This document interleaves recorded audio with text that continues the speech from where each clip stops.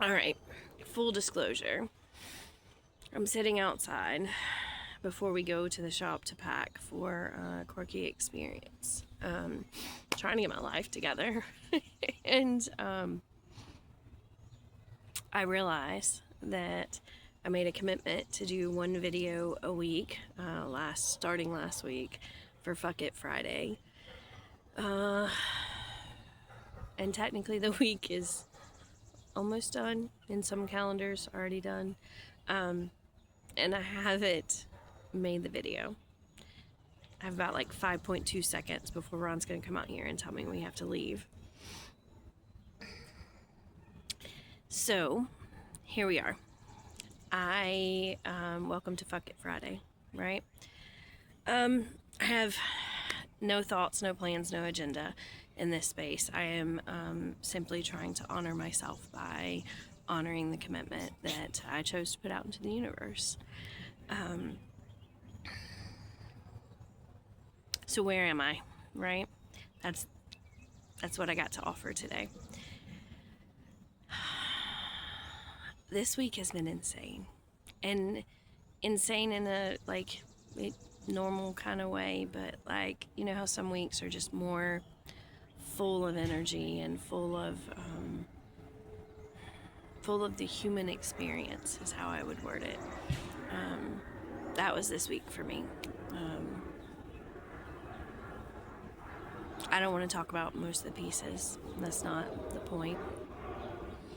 Some of them, show me.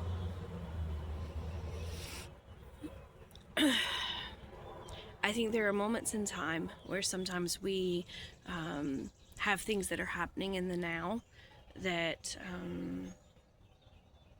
send us back to a space of remembering versions of ourselves and versions of life and moments in life and people and patterns and all this other kind of stuff. We can label it a zillion things, right? We can pattern recognition, and we can put a spicy label on it, or we can call it karma. Like, so many options on the table of what we can actually call it.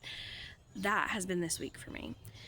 A week full of facing the different options on the table, seeing the different options that I've chosen in previous patterns and moments in time. Oh my gosh, there's like a huge bird. If Shell was here, she'd be able to tell me what it is. But it was like magically flying around. It was cool. I usually don't like birds. I don't like birds, but I usually don't like them near me. But that one felt different.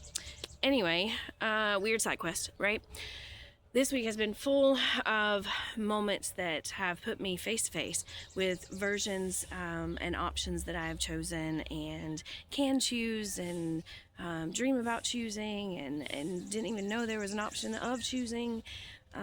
And those, for me, I find that those typically come with a lot of recognition of humans, like the human journey, and what our feelings do when we're in the midst of those moments, and it's just a part of the journey that is very loud to me sometimes. This week has pissed me off. It has scared the fuck out of me.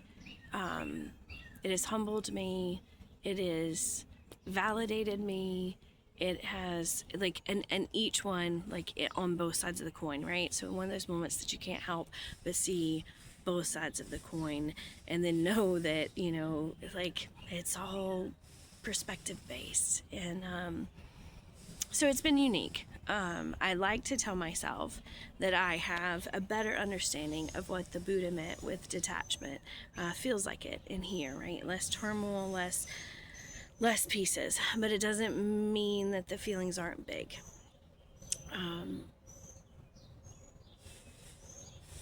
I don't always enjoy those kinds of weeks.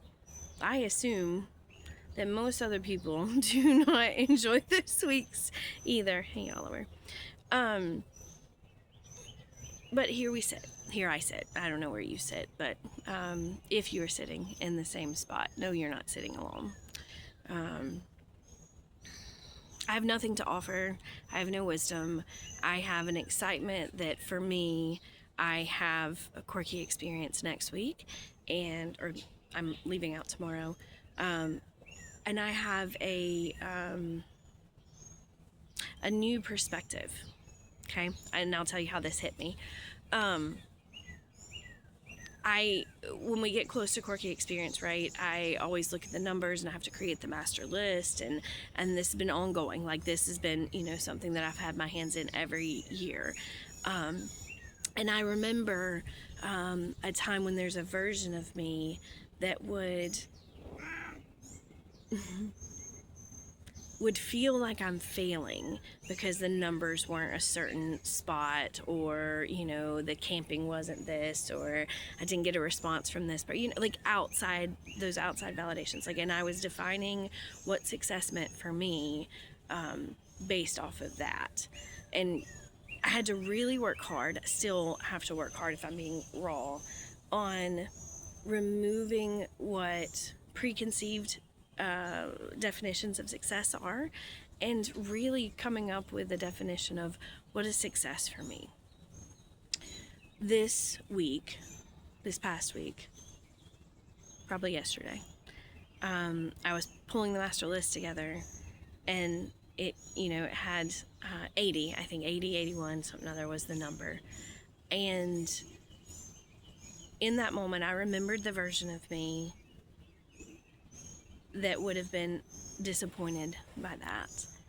And I give her a quick hug and let that scar be the scar it is, right? Grateful, frustrated, angry, but mostly just accepting of it, right? And then I sit and I go, oh, this is a creation space. This is what the Oracle card was talking about when I drew it a couple days ago, right? I get to choose which option I want to pick on the table, and I'm looking at it, and I choose grateful and excited and aligned. Those are the options that I choose, because I look at that number and I think, oh my gosh, that is exactly what I need. And I only started Quirky Experience because I had a need and I couldn't figure out how to get it filled. I couldn't find a space that did it, so I chose to create one. I think I say all of this word salad to simply remind you that we have so much more power than we give ourselves, and we can create the world that we want to live in. It doesn't mean the other things aren't relevant options on the table, but they don't have to be ours. Sound like a pirate. We don't have to pick them up. We get to create what we want. And that looks different for each moment, and I think it looks different for each one of us, and it would be a lie to say that I had any of that shit figured out. All I know is in this moment, I remember that we each have the power to create, and therefore we can come together and choose how we co-create. That's all I got.